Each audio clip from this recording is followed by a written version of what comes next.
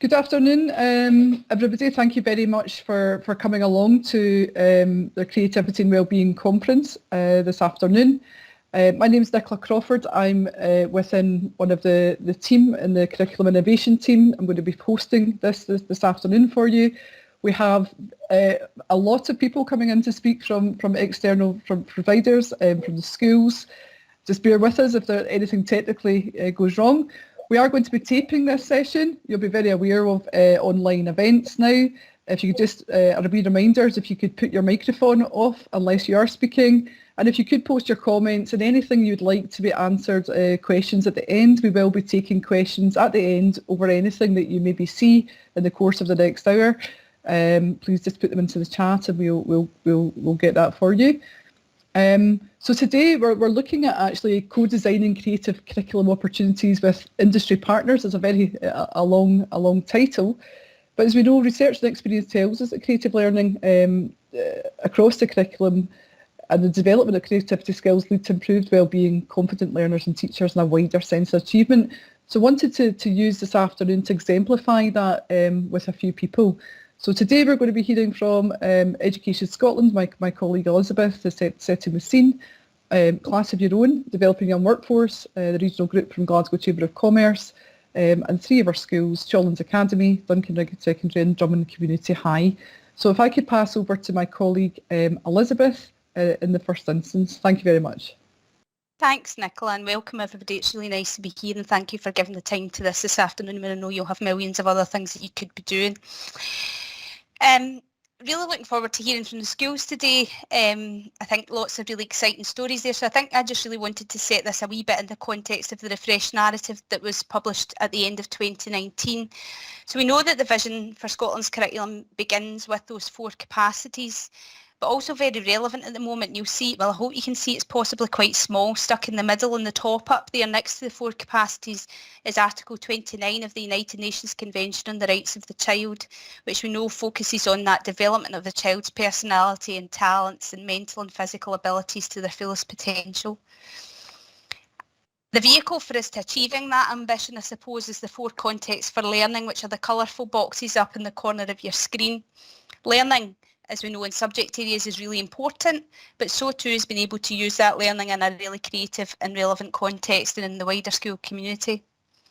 And also included in the refreshed narrative for Scotland's curriculum is the how that you can see on the screen just now in the centre, the purple grid. Really understanding your learners and allowing them the opportunity to take some responsibility for their learning. Knowing the big ideas and creating experiences where the development of knowledge is also partnered with the development of their skill set.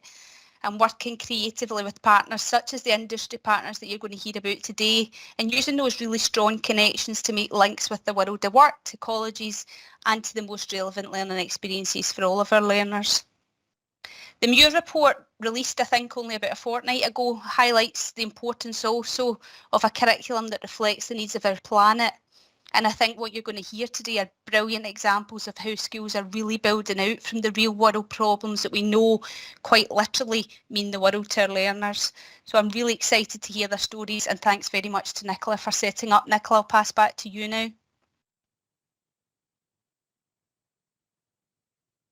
Thank you very much, Elizabeth. If I could just pass over now to Daniel from Class of Your Own to explain what design, engineering, construct actually is. Thank you, Daniel. Could I pass over to you? Yes, thank you, Nicola. I'm just waiting for my presentation to appear. Hopefully you're able to see that now. That's it, Daniel. Brilliant, great. Very, very quickly, background on myself then. So I'm a teacher and I've been for 13 years. 10 of those years now I've been teaching the design, engineer, construct curriculum, which I'm going to introduce you to this morning, or this afternoon, should I say. So I suppose the main thing for me to pick out in this is that I was not a specialist in the built environment. I was a teacher of design technology, and over the last 10 years I've spent a lot of time developing my knowledge, my expertise in a whole new area, and it's taken me all around the world and led me to work with a whole host, a number of different schools and colleges, and it's been quite literally life-changing for myself. But the reason that I came to now work for Class of Your Own, who wrote the Design Engineer Construct curriculum, is that I had a lot of success in my school in Manchester with the curriculum. It was about creating opportunities for young people to open up and broaden their horizons for what was out there in terms of the world of work. I was the newly appointed STEM coordinator for the school at the time, and I was really quite intent on trying to offer my students more than just simply academic routes through school, college, university. I wanted to develop them from a more holistic point of view. I wanted to develop their interpersonal skills, their employability skills, and probably most important, their confidence levels as well, which I think are really important. And almost 40 of my young people ended up in the professional and technical built environment, working on careers from architecture to architectural technology to civil engineering, structural engineering, project management, land surveying, quantity surveying, boys and girls as well. And that I could probably do a 10-minute presentation just on some of those issues around misconceptions around the built environment as well. But in terms of what the Design Engineer Construct is it's a learning program from 11 years old right the way through to 18, and we're actually even doing work with younger students now and also work with adult learners as well. But our core offer is our DEC awards, which are sort of aimed at sort of BGE level, which are entry level sort of endorsed courses that are sort of 20 to 30 hours long. We then have our regulated qualifications, which is the DEC level 1, which is comparable to a national 5. It carries 24 credits. It's on Insight now, and that's been updated, we're told, as well with the new credit ratings. And also our level 2, which is comparable to a higher 6, which is, again, 24 credits. Now, everything we do is project-based learning. I'm a big believer in if we're serious about levelling up, if we're serious about giving all young people the same opportunities, then I think project-based learning is a great example of that. You know, our students are really stretched. They're asked to do applied maths, applied science, but it's done within a context. So everything we do is through a brief, and we ask them to work digitally and design wherever possible digitally as well, so that we are preparing them for a world of work in what is a digital sector now. The construction industry is very much in that space now. So really, really important that we give those young people those sort of skills and opportunities. The sort of real difference about what it is that we do, I suppose, is that we aim to work very closely with industry. So every one of what we call DEC centres, DEC schools, we aim to partner with an industry adopter, as we call them. And that industry adopter will provide people on the ground to inspire, to support, to mentor, to coach young people through the curriculum over a sustained period of time. So they're really developing soft skills, they're really developing the maturity levels, and also self-confidence, you know, which we know, particularly over the last couple of years, has been very difficult. Most of the interactions that have been taking place have been through platforms such as this. And what I've noticed is, as I still work in our Centre of Excellence in Liverpool, the young people that previously would have had lots of experience these last couple of years have been limited with what they've been able to do, and therefore that's really stunted their opportunity to grow and gain confidence from those experiences that they usually get as well. So what they're doing is the young people are working with architects and engineers and surveyors to help them with their work throughout their school lives. So it gives them a really sort of informal but really sustained opportunity to think long and hard about what type of career it is they want to do.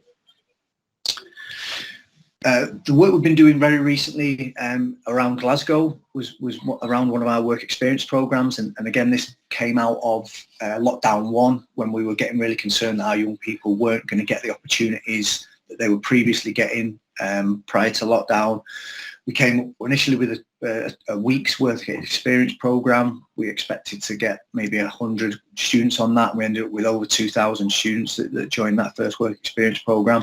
We've run those ever since, and with the last one being as recent as last week for Glasgow students, which was Design a Net Zero McDonald's restaurant, which I believe you're going to hear a little bit more about as well.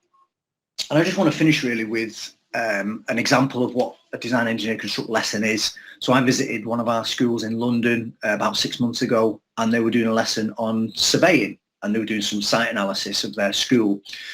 And there's lots of different ways that they could have approached that, but their adopter decided to bring a drone in, and that drone was taken on a flight on the school site, so the students got to see that, and they got to hear about the importance and the relevance of using technology such as drones. The drone then flew over the school. It took some point cloud data and some reality capture images of their school, and then they took it back into the classroom, and half an hour later they had a digital model of their school site. What that meant was that model was left as legacy then, so that for every lesson after that they were able to use that model to design their own school, their own buildings onto the school site as well. So really bringing learning to life, and that's just to say one example of the many that I could have talked about.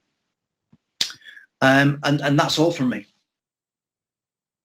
Thanks very much, Daniel, for that insight and introduction to DEC. And I'm now going to pass you over to Ashley from Glasgow Chamber of Commerce, who leads on the Developing Young Workforce from the regional group in Glasgow.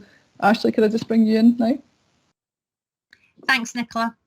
Good afternoon, everyone. I'm just going to quickly cover our involvement in the DEC programme during the pandemic. So many of you will know the DYW, part of our fundamental principles are offering employer engagement, work experience and work inspiration. And during the pandemic, we were aware that the level of interactions with employers were low, sometimes non-existent, or were being delivered through online webinars or just some research projects. So we were delighted to be able to work with DEC to create a week-long work experience to design a net zero McDonald's. We knew that a big brand would capture the imagination of our young people and that the experience would produce some excellent projects. We also knew from our schools that the sectors who are experiencing an ageing population are those which the pupils are looking for some really good experience within to be able to enter those when they leave school. So we offered this out in 2 rounds. The first one just around the same time as COP, alongside our My Climate Path project, and then, as Dan said, another round last week. We had approximately 600 young people registered. Unfortunately, COVID hit quite a few of our schools around the time when we were doing the work experience. So we ended up with just over, approximately 300 young people undertaking a weeks-long virtual work experience during the pandemic.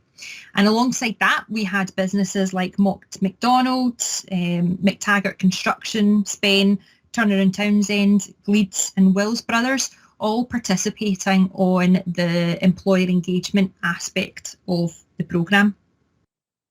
So where we are now is we've finished our 2 rounds of work experience, and on the 26th of April, we'll be taking some of our shining stars from the programme to the newly built or newly redesigned McDonald's in Sauchiehall Street in Glasgow, alongside a minister, to talk through the design of that restaurant, meet some of the contractors and some of the industry involved, really as a reward for all of their hard work and a demonstration of our thanks for being involved in that.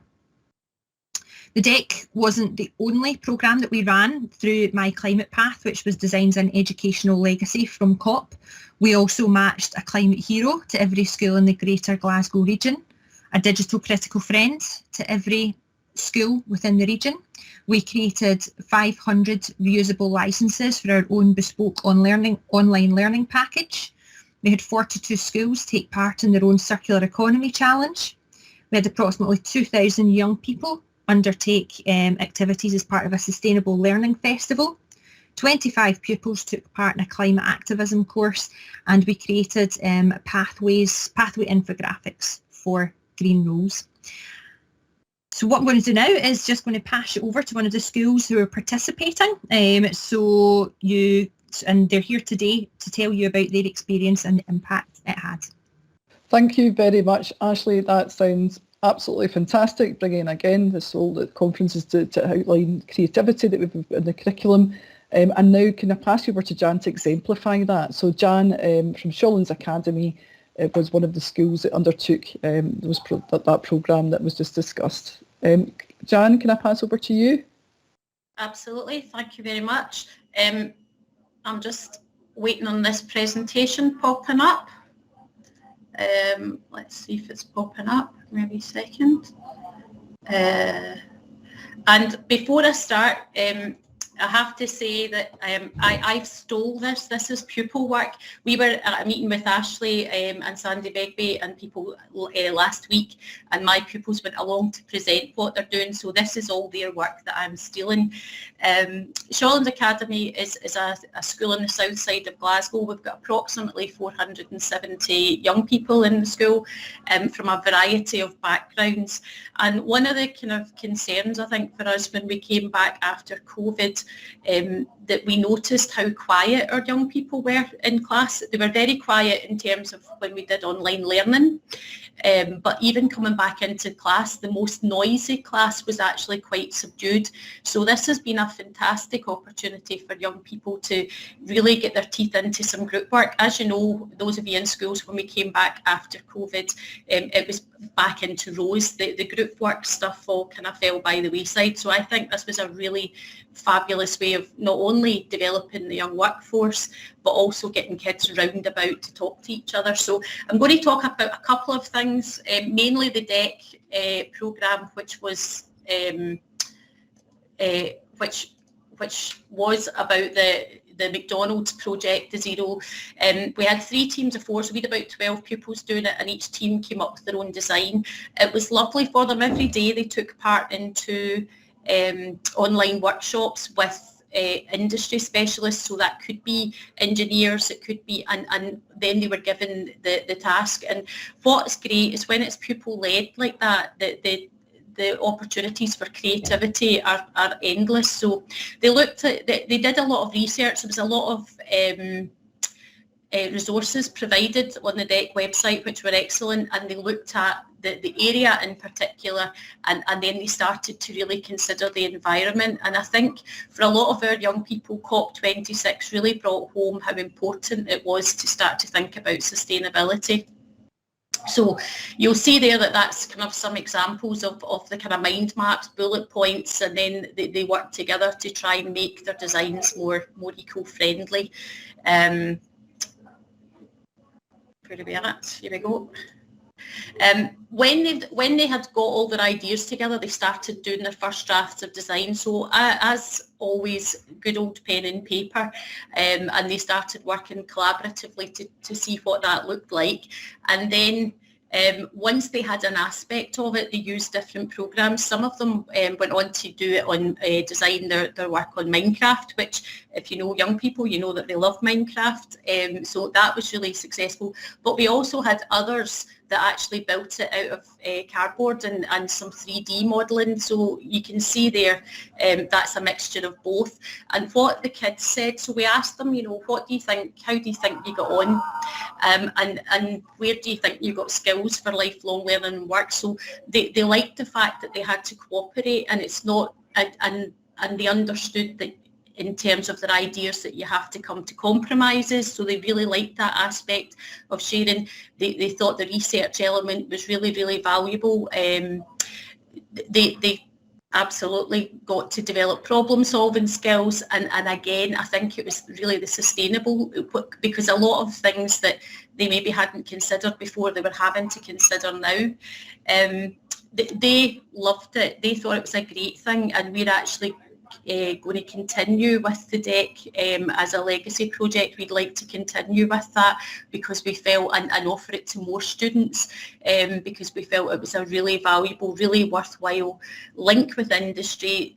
There was a real sense of purpose, a real sense of working together, and a real sense of achievement. They were really proud of the designs that they'd come up with, and that shared goal, that understanding about how, I suppose, sometimes in schools, they listen to teachers, but it just brings learning more to life for them. So they really, really liked that element. One of the other things that we talked about that Ashley did was very briefly was a sustainable fashion project. We've just introduced fashion and textiles into our third year curriculum. It's a brand new course, and that Reclothing the Future conference, the kids went out to actually visit a factory and see what it's like to actually really work in industry. So that lot were really lucky because they actually got a visit out, which was great. They also had online, you can see that there's a kind of conference with someone on Teams just to kind of give a wee bit more information about sustainable fabrics. What is a sustainable fabric, what's not. They went to a fashion show, they saw a fashion show with sustainable fabrics, and then part of that they then had to take forward recycling, upcycling old t-shirts, and that's some examples of some of the fabric work that young people worked on.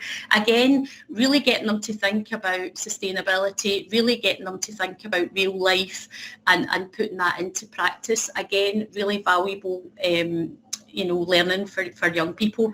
We've got loads of other projects. I'm not going to bore you with them. They're on this presentation, which I'm happy to share, but we are linking with Kabloom. That's our circular economy champion.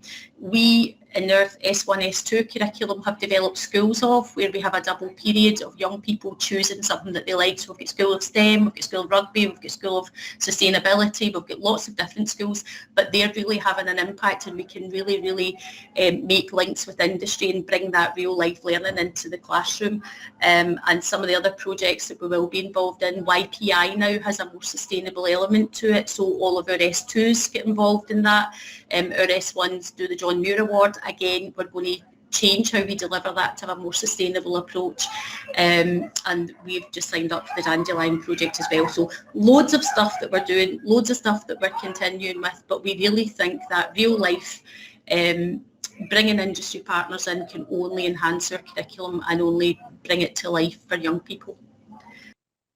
Thank you very, very much, Jan. Very insightful to hear not only what was offered to our young people, but also the impact that had. And again, to come back to this creativity skills and allowing our young people to be very creative. I'm now going to, so that was really looking at the work experience element and the designing the net zero McDonald's. We're now going to look at two exemplifications, one from Duncanrig Secondary School, and then followed by Drummond Community High, where they've embedded the different levels of DEC within their curriculum. So I'm going to pass over to Scott from Duncanrig. Scott, can I just check that you do have the rights to share there? I think I did that just there 2 seconds ago. Can I just check that that's working for you? If not, I can share. No, I've got that here, Nicola. Hopefully it loads up. Just let me know if you can see it, okay? That's us. Thank you very much. Perfect, that's great. Hi everyone, my name is Scott Atkins. I am the Principal Teacher of Design, Engineering and Technology at Duncanrig Secondary School. Duncanrig Secondary School is a large comprehensive based in East Kilbride, just outside of Glasgow. We currently have 1,700 pupils, and we've obviously kind of jumped into the DEC course, which obviously hopefully this will give you a good flavour of why and the impact it's had in our school. So why did we choose to introduce DEC was the first thing I thought I would discuss today. Obviously as part of departmental improvement, and the size of our school and the nature of our school is quite industry based in terms of people's destinations, leaving to go into industry and university predominantly. So we wanted to try and provide learners with a more accessible way of getting into architecture, or experiencing a better opportunity to experience architecture in schools. And the DEC course kind of came along through a partnership we had with Construction Skills Innovation Centre in Hamilton, Scotland. And obviously that then is in touch with Class of Your Own, and from there the course has kind of then been driven from that. The key thing was, as much as I love my subject, I absolutely love teaching design and digital technology. Unfortunately, kind of changes that have been made obviously to things like graphic communication have kind of stifled a wee bit of creativity in a way, and they don't, I think employers maybe don't see where that subject goes. Our pupils don't always see where it goes, so for us we're looking for something that was really innovative and different from traditional options in DET subjects to give pupils experiences, many of which you've already heard from the previous presentations. And obviously a course that really linked in with industry at its heart, working with partnerships to give pupils really contextualised experiences where they're actually out working and learning from industry professionals as opposed to just learning from teachers. Because I think that kind of experience is invaluable to learners and it really allows them to fully get hands-on with that industry and look at it. So for us, kind of DEC in terms of introducing DEC was a no-brainer. As Nicola said, we've taken a very different approach to this. We jumped in head first, just dived into the deep end as I normally do with things in terms of our curricular innovation here, and we jumped straight into level 1 DEC, which is obviously, as Daniel touched on, is level 5 SCQF equivalent, and we introduced it as an S4 option, running at 4 periods per week as a national 5 essentially. That in itself, obviously, getting into the course is quite challenging because, as you'll see from this, hopefully the course is very different in terms of its requirements, and it is very different from traditional courses that would normally be offered in a design, engineering, technology department or in a Scottish school. With that and the fact that you're working with a qualifications body in England, obviously it's very different in that point. But with that, I think the experiences and everything that pupils get from it in terms of how you deliver the course and what you bring into it, it's an absolutely amazing course, and the end result of this has been fantastic for us. So we've then developed it from being an S4 option at 4 periods a week. We've now been running for the last year the level 2 course, which is SCQF level 6 or higher equivalent. Again, introducing an S5-6 option with 6 periods per week.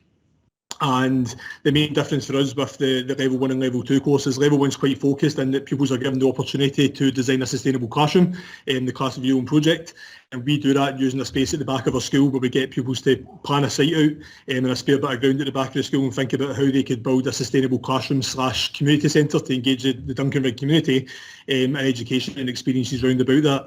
And then building on from that into level 2, pupils are given complete autonomy over choosing a brief where they design a community centre. So for example, this year we have pupils designing a community centre for the disabled to obviously provide experiences for people with disabilities within the Duncanvig area. We've got pupils designing other school type buildings, we've got gym buildings, and a whole host of things, which is absolutely amazing to see. Again, people set the brief for that, they do the research, they do the background for it, and from that, as you've seen in other presentations, the level of creativity and experiences that people get from them is absolutely fantastic. And for me, that's a big difference from what we're currently offering in our curriculum, in that pupils get complete autonomy over what they do here.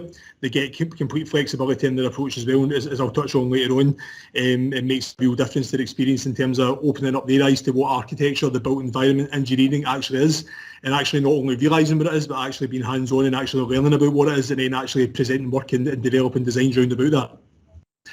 Then extending from that, what we have done this past year with COVID, etc., obviously one of the best things about DEC is you can deliver it very easily online.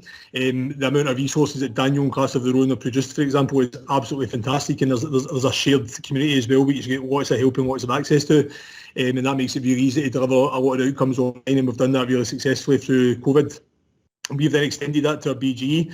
So, for example, to kind of bring graphic communication closer towards DEC, we have now designed a DEC unit within our S3 graphics course so that people start developing those skills early in S3 and builds on to 4th year to then take them through the levels. And within our 1st and 2nd year, we now have extended DEC units that happen right at the end of our 1st and 2nd year before they move into their respective year groups as they change timetable. Where pupils undertake a 6-week experience about architecture, engineering, and based around kind of concepts around DEC. And you've obviously just seen the McDonald's Work Experience Challenge. We've undertaken that with 25 third years this year. So again, providing wider opportunities for pupils around the whole school rather than kind of pigeonholing it just to our department. We've opened it up across the school to get pupils who are interested in architecture realising that this is a course that we offer and allowing them to have that experience with working on that. And probably one of the bigger challenges we've had in developing DEC, and just something to be aware of, is the use of Revit software for modelling. And I know there's a lot of schools have issues introducing Revit.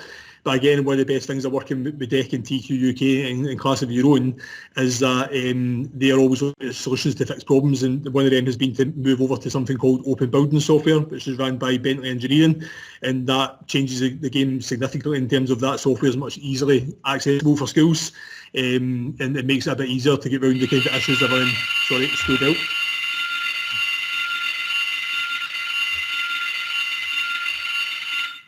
and then obviously allowing schools to deliver that a bit better. So that hopefully gives you an overview of how we've implemented DEC at our centre. And the last part of this is just to touch on obviously the benefits and impact of that.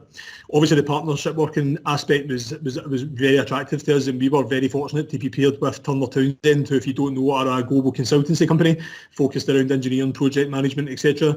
They've been involved in buildings such as the Hydro and the Shard in London and various other projects across the world. We are partnered with Suzanne Graham, who's a link and an adopter for Turner Townsend. And the best bit about this for us, as I said earlier, is that our pupils are learning from actual architects, landscape architects, civil engineers, mechanical engineers. They came out to the school, they set challenges with pupils, to do workshops. Even during lockdown, we had video conferences with pupils, where architects came on and explained their career and what they do, and then they done evaluations, so our pupils showed them their designs and said, this is what I'm kind of thinking for my class of your own. They were able to look at that and give them really insightful feedback and say, well, maybe if you thought about this or done this, it would make your building better, or you can improve it this way. And honestly, the feedback for pupils was just amazing. They absolutely loved that, the fact that they had that access to that, and what they learned, it wasn't surface deep knowledge. They were getting a real depth of knowledge in terms of their learning, and obviously that's then progressed onto their level 6 course in terms of doing the level 2 DEC and working at a higher level, where they're now starting to really feed that into a complete building that they've designed themselves from scratch and still having that support. One of the other things that makes it really attractive is the flexibility of approach. There is an extensive portfolio that needs to be completed for both level 1 and level 2. One of the best things I've found in doing this is the flexibility that pupils have in terms of how they approach it. They don't all have to approach it the same. They have to complete certain outcomes, and the outcomes are quite open in terms of what pupils have to deliver. But one pupil could write a paragraph to achieve that outcome, one pupil could do a presentation, one pupil could do something else, and that allows pupils to really hone in their skills and exemplify their own strengths to get the best out of their learning. And again, just about Daniel Nutter here as well, the access and support that you get from Class of Your Own in TQ UK is absolutely second to none. I've never had a problem having to phone TQ UK, who are the underwriters, the qualification body, or to phone Daniel or Alison at COYO and just ask for a bit of support in terms of advice on what they do. Can you provide examples? What's the best way to go about this? And they're always at the end of an email or a phone call. And that in itself is invaluable, especially when you jump in. Delivering any new qualification can be quite daunting, but for us, that really alleviated that pressure and that kind of concern for us. And just having that level of support and always having that there has been brilliant. And that gave us a lot of really good ways, and maybe different ways to, some outcomes that didn't really suit our setup at our school, but what's a better way of approaching that and doing it. With that, and the key thing is obviously the opportunity for learners to fully personalise their work and be creative. This course in itself allows learners to really do what they want in terms of this project and really showcase what they're able to achieve. And I think sometimes we lose sight of what our young people are able to do, and this course allows them to show it in all its glory, because some of it, as I'll show you in a wee second, some of the designs and concepts that pupils are doing at the moment are just mind-blowing. And I'm very rarely ever walk into my DEC class and see anything that kind of, that's all right. It's kind of, everything I see pupils doing is absolutely brilliant, and it's fantastic to see pupils engaged with it. And obviously in terms of their partnership experience, we have a number of pupils now going on to further education, working at Glasgow School of Art, Glasgow University and Strathclyde University, where they will be taking on degrees in mechanical, civil, engineering and architecture. And we've been doing quite a lot of work round about that with Skills Development in Scotland at the moment, to make sure that universities are recognising the DEC qualification, because it is SCQF accredited now, and realising actually this is an architecture course, an immersive architecture course that really allows people to experience architecture firsthand. So we should be recognised at the university and not always looking for traditional routes into that. So there's a lot of good work being done in the background with that, and SDS are right on board with that in terms of trying to bring the focus round to that.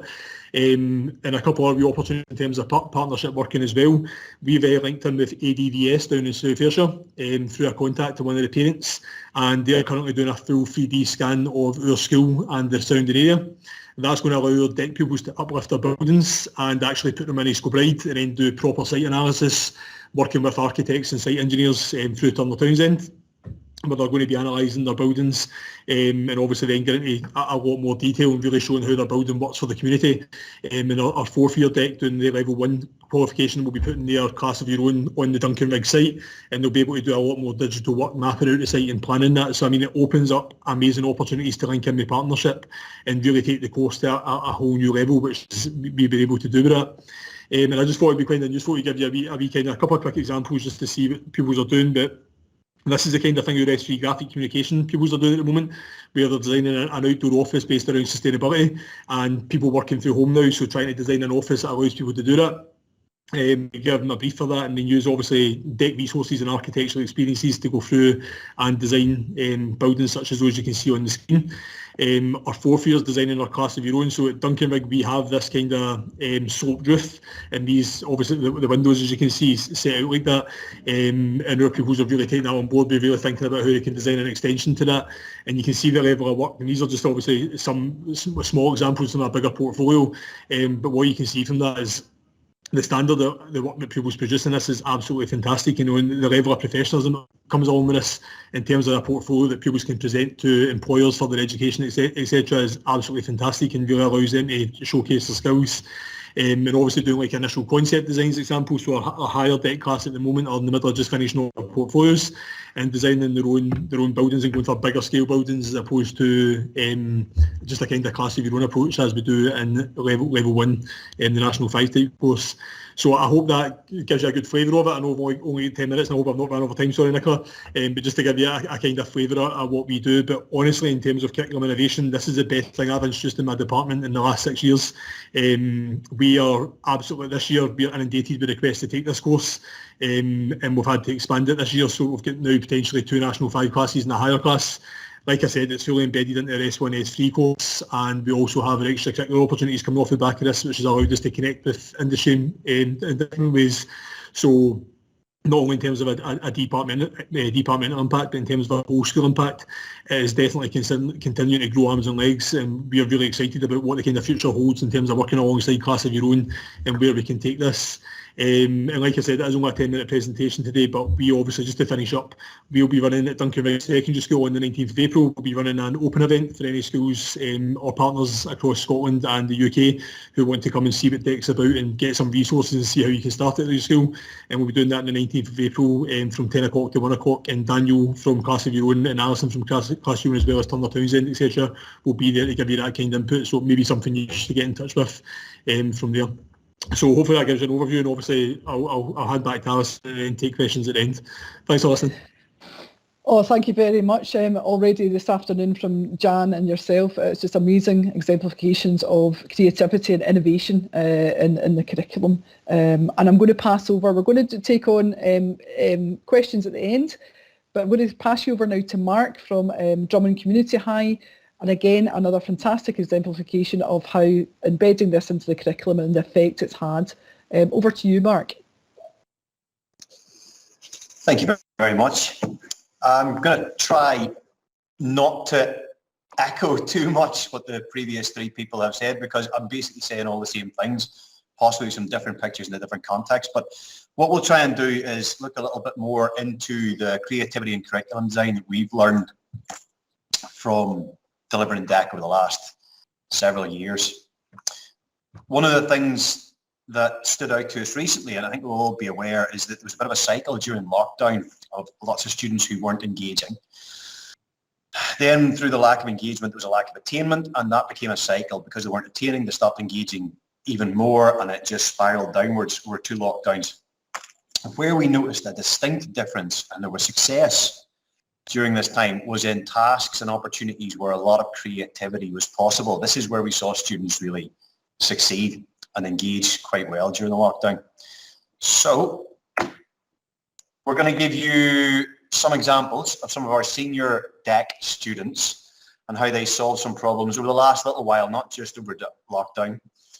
We'll then have a look at how we got these kids to where they are in senior school, and we'll tell you what we've learned and what our current understanding is around creativity and curriculum design. At the top here is one of our senior students, and these are all excerpts from students' portfolios, who had to design a building. It's a DEC level 2, and discovered after lots and lots of work that she couldn't actually build on the site that she'd chosen, and she got a couple of months of work under her belt at this point, so there's a bit of a panic.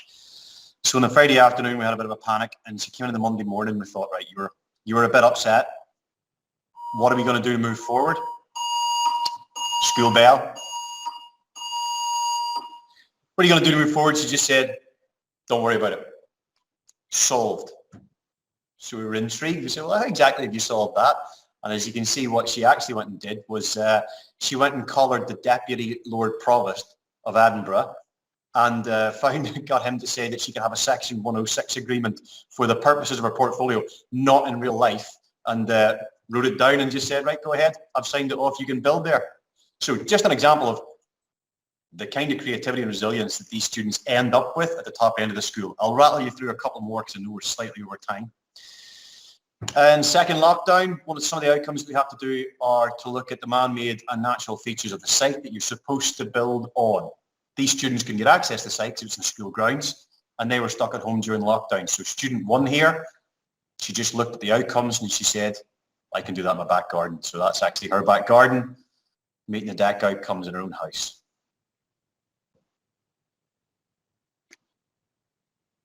We have to do setting out of a building. Again, we would usually do this on site, and we would take the kids out with a piece of string and we would set out a south-facing or a north-facing wall and show them how to use Pythagoras to do it. Student 2 here couldn't manage that because she wasn't in school. So again, just went out and this time has employed some string, I don't know where she got it from, on her phone. Looked at the outcomes, looked at what she needed to do, found a way to solve the problem. Same problem, different student. And I really like this one because I zoomed in on the pictures and it looks like she's gone through somebody's toolbox. And if you look really closely, it looks like she's just gone and jammed a whole load of screwdrivers and bungee cords into the grass of her local park, which frankly I'm delighted with.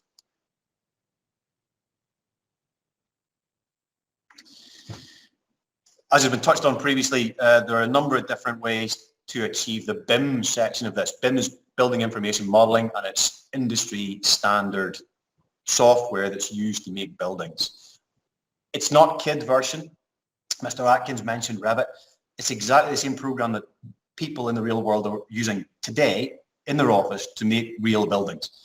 Our students get trained on that, which is already a massive advantage to them. But obviously during lockdown, they didn't have access to our machines, didn't have access to the software, and they had outcomes to meet. And we genuinely didn't have answers. This is the whole thing about these slides is we weren't giving kids answers. They were coming to us with solutions before we had a chance. This one, it turns out, who knew you can actually geolocate your building on SketchUp, which means you can place it on a longitudinal latitude and you can get the angle of the sun where the shadows will actually fall in the real world. We had no idea about this until this portfolio showed up. I'll just give you a wee second to have a look at what she's done there.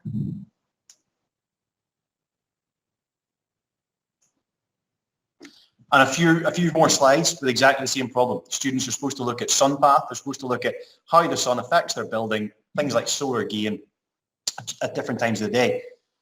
This one went more low tech, but again, I'm a big fan. She's just got a Kellogg's box.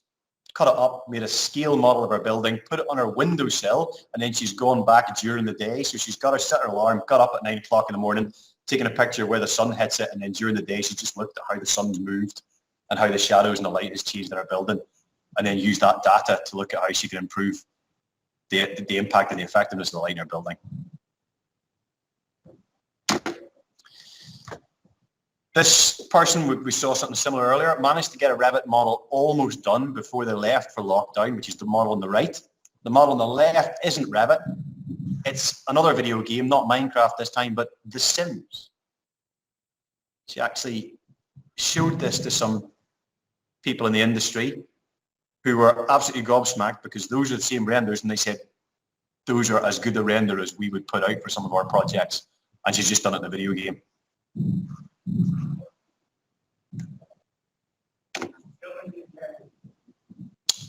So those are just a few examples. There's too many to mention of how our senior students have used their creativity to solve problems without us having to prompt them. We're going to look really quickly now at how we prepare them for that. I think Mr. Atkins already sort of suggested the same thing, that you bring a lot of these skills down at the BGE and it prepares them for this kind of learning in the senior phase. So we're going to have a look at some of the stuff that we do in junior phase, and we'll look at what we've learned by doing this and how it's changed our curriculum design. So here are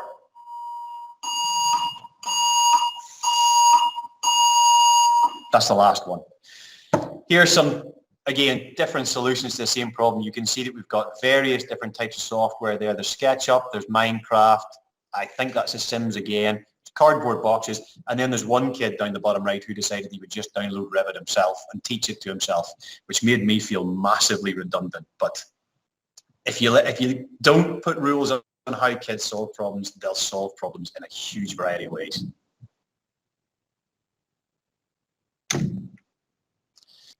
Again, sometimes just more low tech, sketch modeling, scrap modeling, whatever it takes. You just say, solve the problem, and they'll give you fantastic ways to do it. Now, what we've learned through this is we've actually learned a lot since we started delivering DEC. Just like Mr. Atkins said, it gives students a totally different way of learning, and more importantly, it gives them a purpose in learning. Our engagement right throughout the school, the minute we started this, went through the roof, and we've had a lot of time to deconstruct why and look at what the components are that make it so successful. So we're going to tell you what we've learned. This is not some kind of philosophical, clever supposition. This is literally just us looking and reflecting and going, oh, that's what we found out.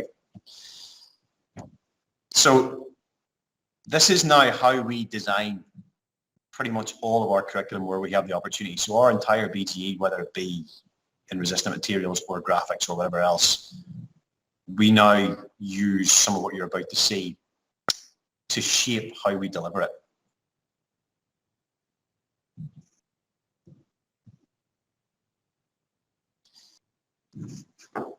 Like it says, second one down there, we look at the destination, the outcome, and then how to get there. We let the kids work it out.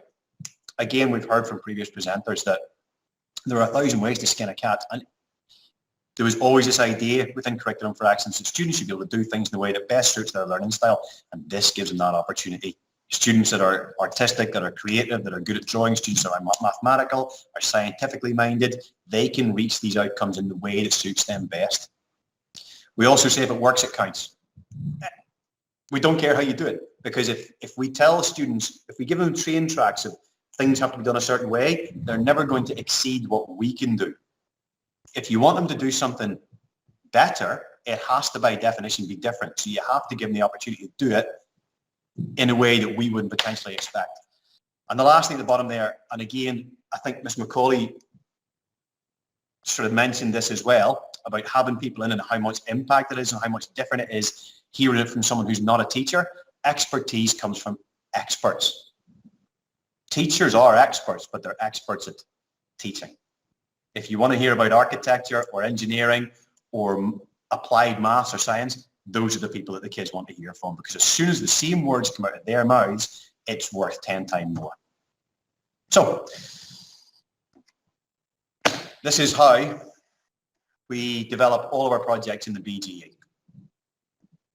We tell the students at the start of S1, we're not going to mark any of your work between first and third year, and we stick by it.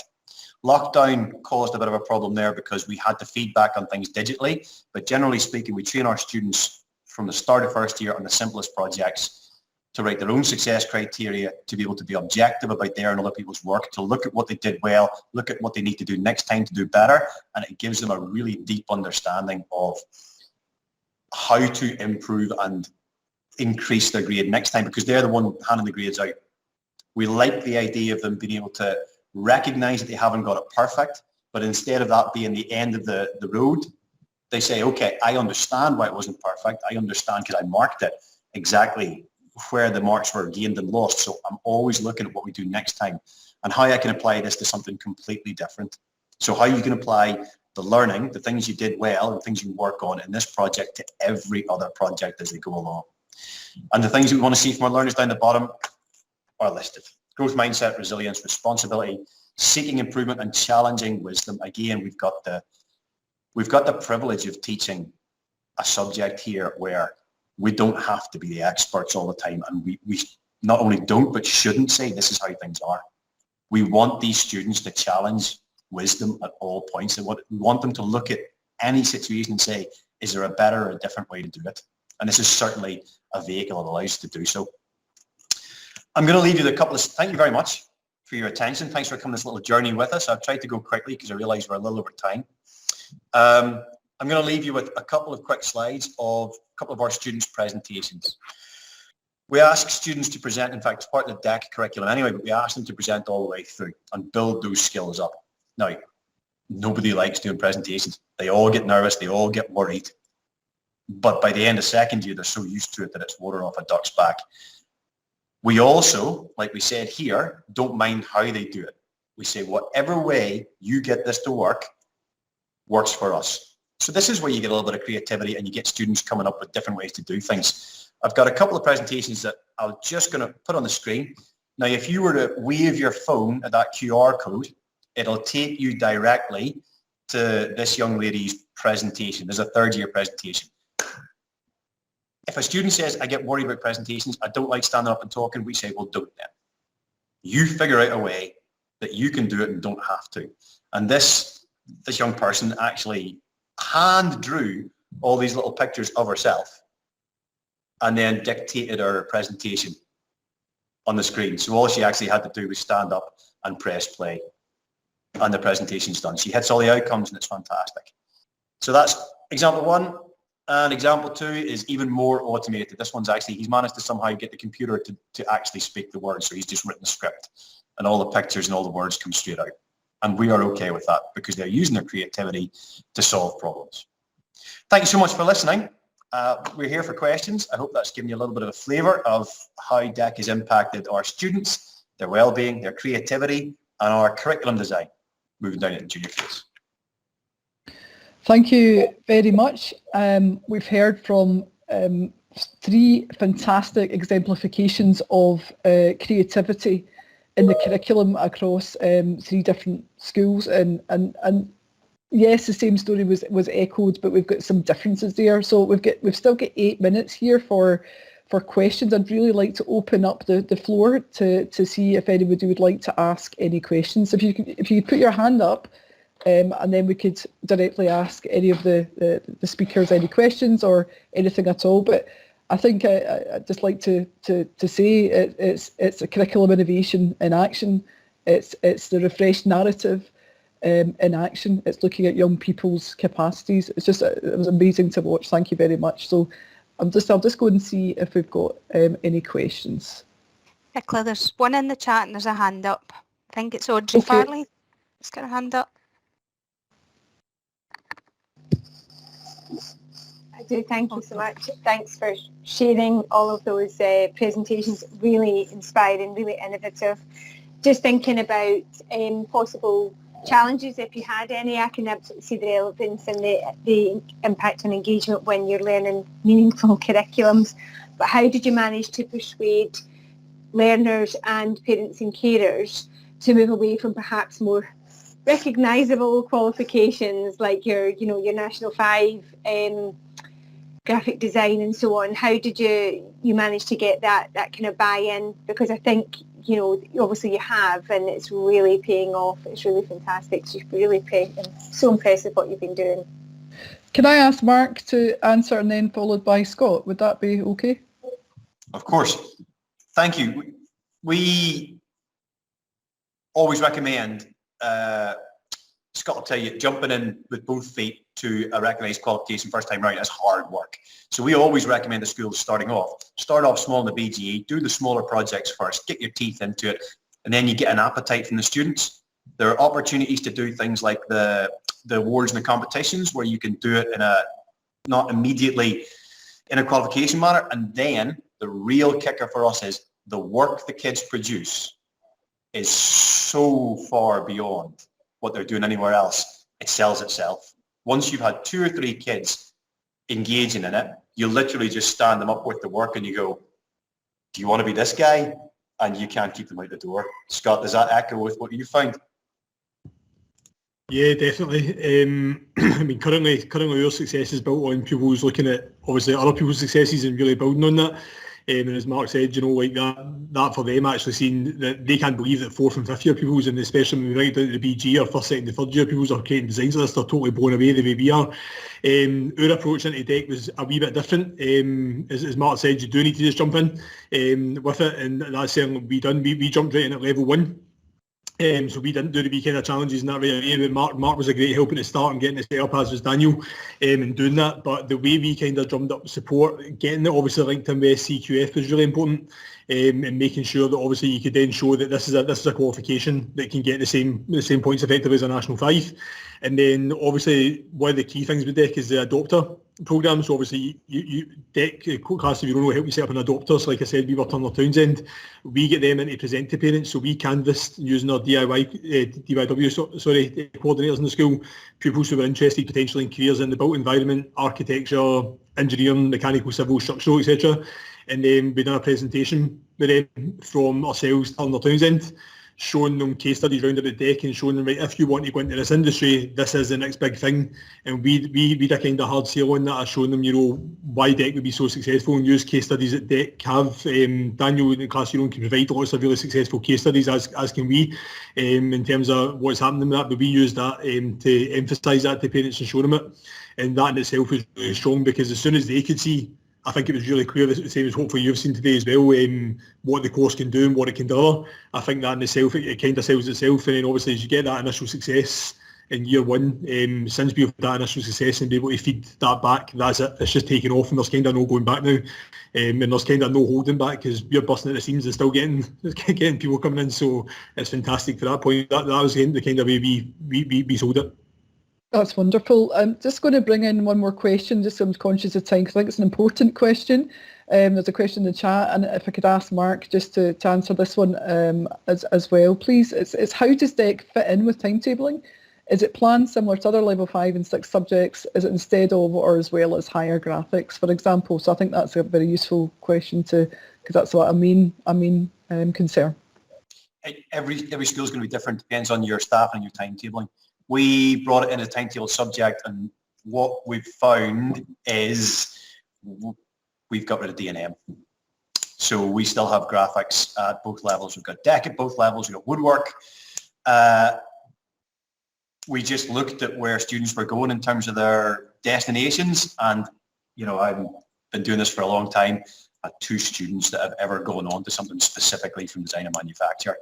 We've been doing DEC for a couple of years, and the numbers are nuts in terms of how many of them are going on to specific destinations. So you may have the staffing and the capacity to just run it as well as everything else. There's no reason why not. For us, it fitted in D&M, actually we just didn't have the numbers for D&M at the same time. Scott, could I ask just for yourself as well? Yeah, unfortunately I'm the timetable for the school. It's part of my deputy role. So with that, for us, it was easy for me to shoehorn it in, obviously, but in terms of that, but we ran it. I took the approach. We talked to different schools, and some schools are running it as a BG type, obviously taking wee bits of units and working on it, but I definitely wanted to try and get in. Mark said, I feel the same with D&M, etc. So we get really strong numbers with D&M graphics, woodwork and metalwork in our department, but we wanted to obviously add this to it, so I ran it in the same way we run our National 5 courses for for design manufacture graphics, and we do it 4 periods a week and built into our curriculum. And there's definitely enough content within the DEC course that allows you to run it like a National 5 course in terms of what you can do and giving people the time to do that. And the same with the level 2 course, we run that like a higher at 6 periods a week as well, and we're about to dip our toes into the level 3 advanced higher course as well going forward. So yeah, I mean, in terms of that, it's just selling it to senior leadership and obviously selling it to parents, and I would build it in kind of normal approaches in that sense. Wonderful. Can I just round this off, finish the session for the conference? I know some people will be going on to other conferences as well. And a big thank you, please, for Daniel, for Jan, for Ashley, for Scott and for Mark, and a very inspiring session. And if you wouldn't mind taking a moment just to complete our evaluation form from Education Scotland to see did this work and meet your aspirations. Thank you so much, everybody. And any questions we can help facilitate, any sort of connections, please just get in touch with us. This is recorded, that will be put onto the website for you to do that. I did see, Mark, somebody was looking for the blueprint again, so it will come back up. We'll send that out to people. I'll just end by saying thank you very much.